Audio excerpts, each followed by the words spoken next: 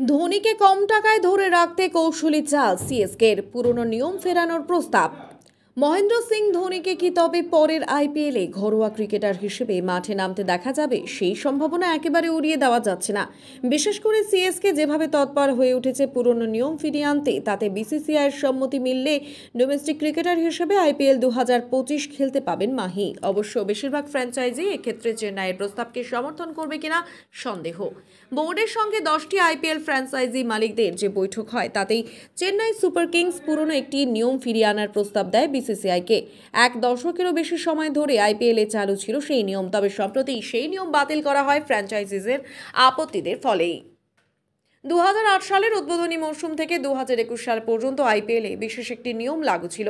5 বছর বা তার বেশি সময় আগে যারা আন্তর্জাতিক ক্রিকেট থেকে অবসর নিয়েছেন, তাদের ঘরোয়া ক্রিকেটার হিসেবে বিবেচনা করা হতো আইপিএলে।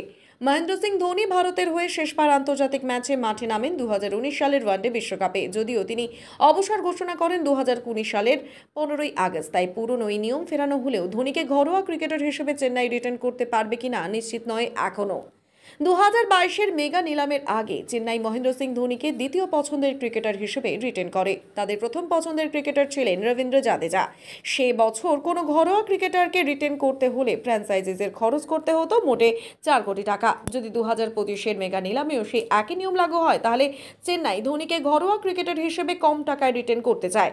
অন্যান্য বেশ কয়েকটি ফ্র্যাঞ্চাইজির দীর্ঘ সময় আগে আন্তর্জাতিক ক্রিকেট থেকে অবসর নেওয়া তারকা ক্রিকেটারদের ঘরোয়া ক্রিকেটারের তকমায় আপত্তি রয়েছে। সানরাইজার্স হায়দ্রাবাদের কাব্য মারানের দাবি, আন্তর্জাতিক ক্রিকেটারদের এভাবে ঘরোয়া ক্রিকেটার হিসেবে রিটেন করা অসম্মানজনক। এর ফলে তাদের আর্থিক দিক দিয়েও খাটো করে দেখানো হবে, কেননা নিলাম থেকে সেই সব ক্রিকেটাররা আরও বেশি দাম পেতেই পারেন। তাছাড়া কোনো ঘরোয়া ক্রিকেটার অবসর নেওয়া রিটেইন তারকাদের থেকে বেশি দামে বিক্রি হলে বিষয়টি দৃষ্টিকটু দেখায়।